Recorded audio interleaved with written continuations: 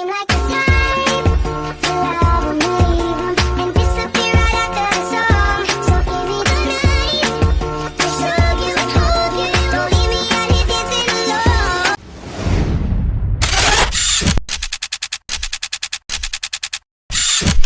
Halo guys, perkenalkan nama saya Yalni dengan NIM 230304134. Saya dari Universitas Muhammadiyah Riau, Fakultas Ekonomi dan Bisnis, Prodi Manajemen. Di sini saya akan membuat video penjelasan tentang materi, di mana saya akan memenuhi UAS pada mata kuliah Manajemen Teknologi Informasi. Mari tonton videonya guys. Baik, kita masuk pada materi yang pertama, yaitu tentang sistem telekomunikasi. Sistem telekomunikasi adalah suatu rangkaian perangkat dan prosedur yang digunakan untuk mentransmisikan informasi dari satu tempat ke tempat lain melalui media elektronik. Nah, ada pun dua sisi pada sistem telekomunikasi ini. Yang pertama yaitu ada sisi pengiriman dan yang kedua pada sisi penerima. Fungsinya pun yaitu adalah mengirim dan menerima informasi jarak jauh, mempercepat pertukaran data, serta dapat menerima informasi dari jarak jauh. Yang keempat, pada media telekomunikasi. Media telekomunikasi adalah saluran atau jalur yang digunakan untuk mengirimkan sinyal dari pengirim ke penerima. Nah, sekarang kita masuk pada materi yang kedua. Materi yang kedua yaitu tentang internet.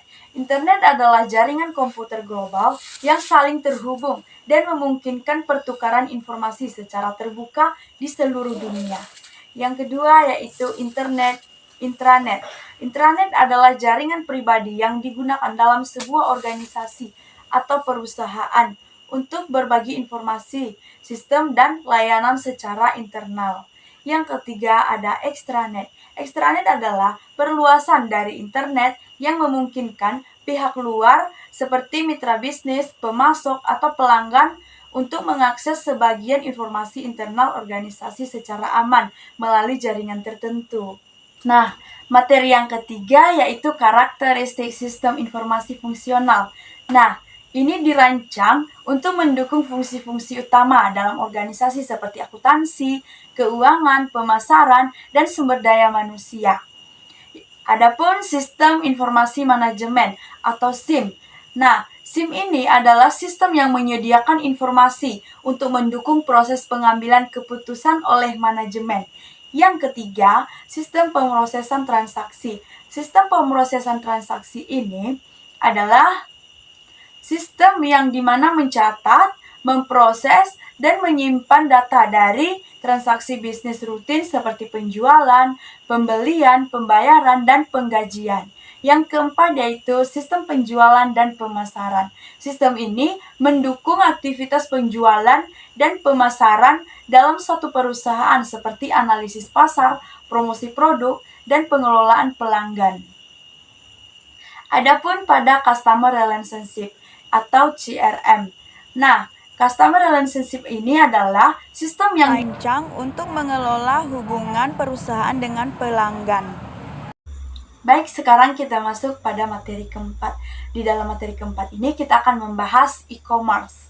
Nah, e-commerce ini adalah kegiatan jual beli barang atau jasa yang dilakukan melalui media elektronik, terutama internet. Proses ini mencakup transaksi online, pembayaran digital, dan pengiriman barang.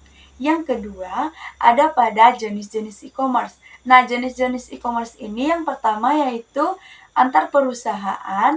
Nah, yang kedua dari perusahaan ke konsumen. Yang ketiga, individu ke perusahaan.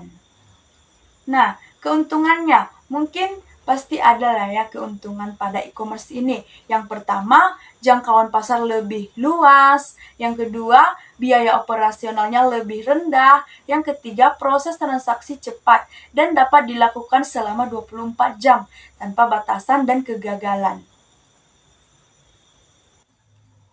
Nah, batasan dan kegagalan e-commerce yaitu masalah keamanan data, kurangnya kepercayaan pelanggan, gangguan teknis atau sistemnya sering error, serta adanya persaingan yang ketat. Yang kelima yaitu aplikasi business to customer.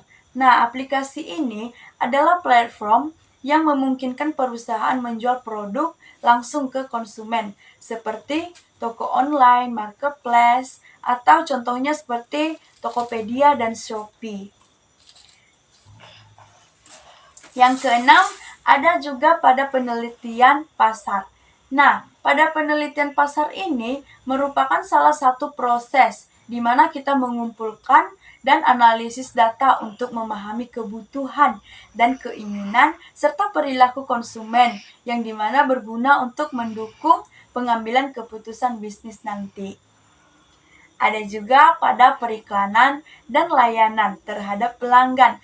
Periklanan ini adalah upaya mempromosikan produk atau jasa kepada publik melalui berbagai media.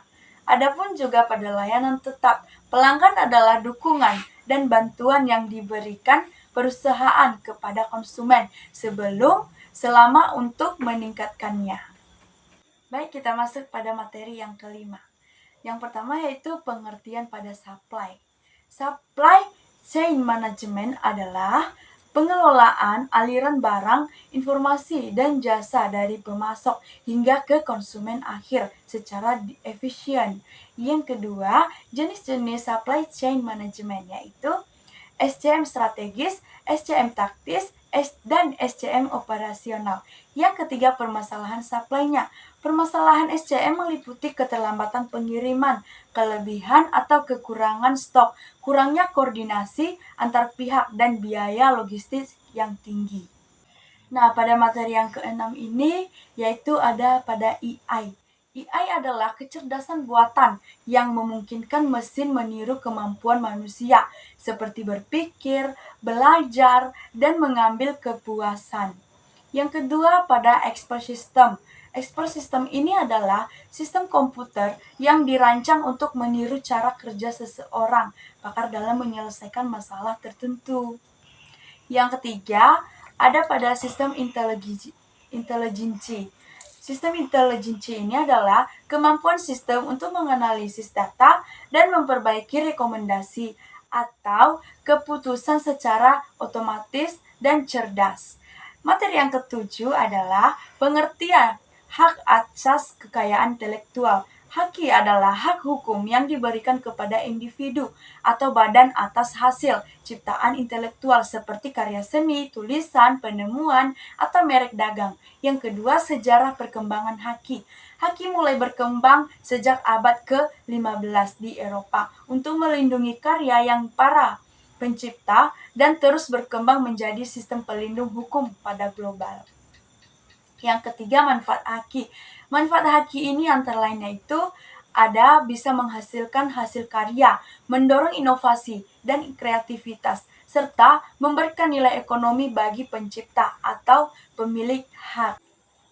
Demikianlah penjelasan dari saya mengenai beberapa materi pada mata kuliah Manajemen Teknologi Informasi. Semoga video ini bermanfaat dan dapat menambah wawasan teman-teman semua. Mohon maaf apabila ada kesalahan, mohon dimaafkan. Saya ucapkan terima kasih atas perhatiannya. Bye-bye.